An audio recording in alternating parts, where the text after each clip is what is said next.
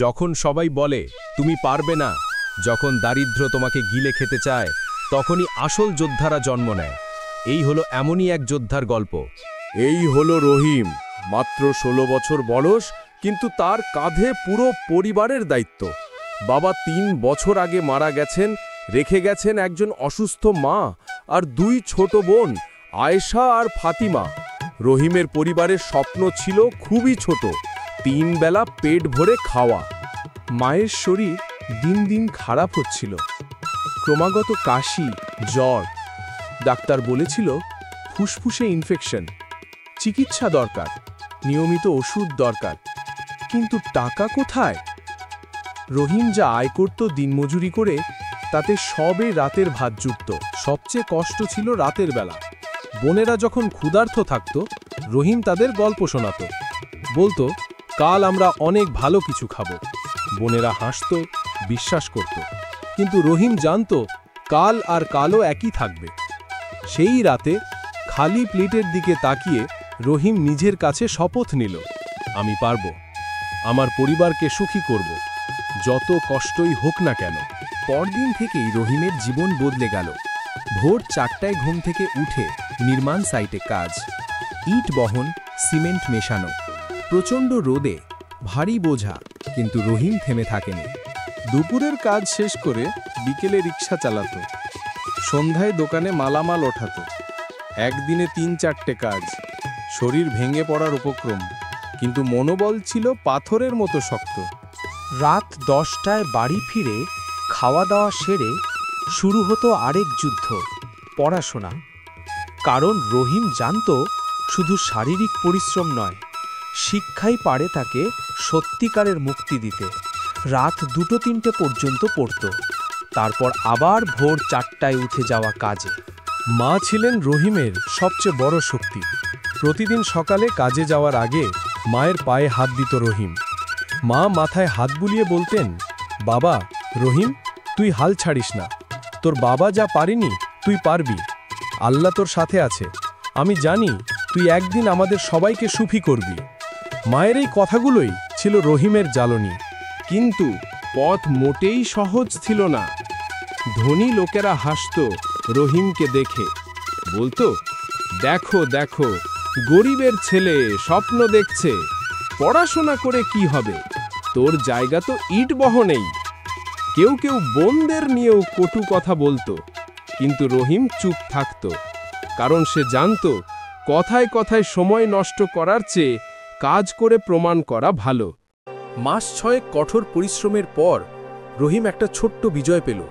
বোনদের স্কুলে ভর্তি করাতে পারল, নতুন জামা, বই, খাতা, ব্যাগ সব কিনে দিল।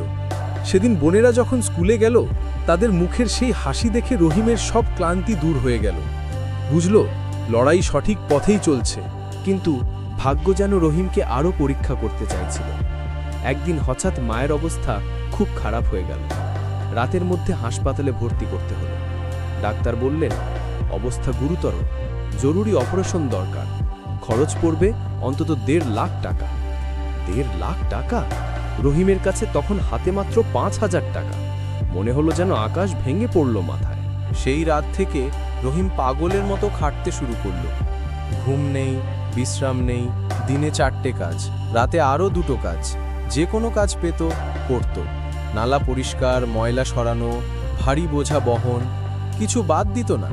শরীর ভেঙে পড়ছে, হাত পা ব্যথায় কাঁপছে, কিন্তু থেমে থাকার সময় নেই। মা তো হাসপাতালে মৃত্যুর সাথে লড়ছে। কিন্তু এই অন্ধকারেও আশার আলো এলো।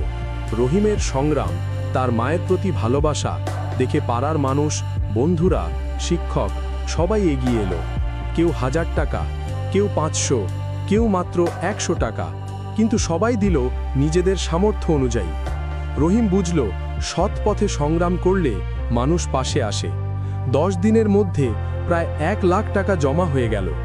অপারেশন হলো, 5 ঘন্টার দীর্ঘ অপারেশন। রহিম হাসপাতালের বাইরে বসে শুধু দোয়া করছিল। আর তারপর সেই মুহূর্ত এলো। ডাক্তার বেরিয়ে এসে হাসি মুখে বললেন, অপারেশন সফল, তোমার মা বেঁচে যাবে।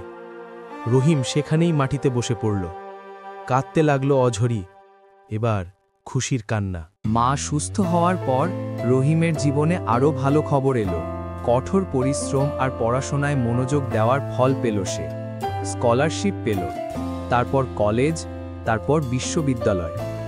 গরিবের ছেলে রহিম, যাকে নিয়ে সবাই হাসত, সে স্নাতক ডিগ্রি পেল, প্রথম শ্রেণীতে। ভালো একটা চাকরিও পেয়ে গেল। আর তারপর সেই দিনটা এলো যার জন্য রহিম লড়াই করেছিল।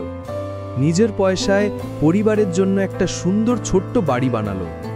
খুব বড় নয়, কিন্তু নিজেদের।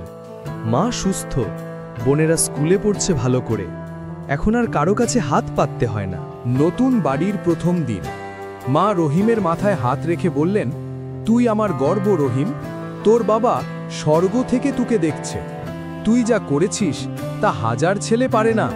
তুই শুধু আমাদের না, সবাইকে শিখিয়ে দিয়েছিস যে ইচ্ছা শক্তি আর ভালোবাসা দিয়ে সব অসম্ভবকে সম্ভব করা যায়।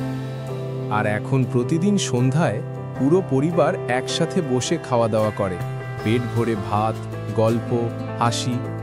রহিম মাঝে মধ্যে সেই খালি প্লেটের রাতগুলোর কথা মনে করে আর বুঝতে পারে সেই কষ্টগুলোই আজকের এই সুখের ভিত্তি।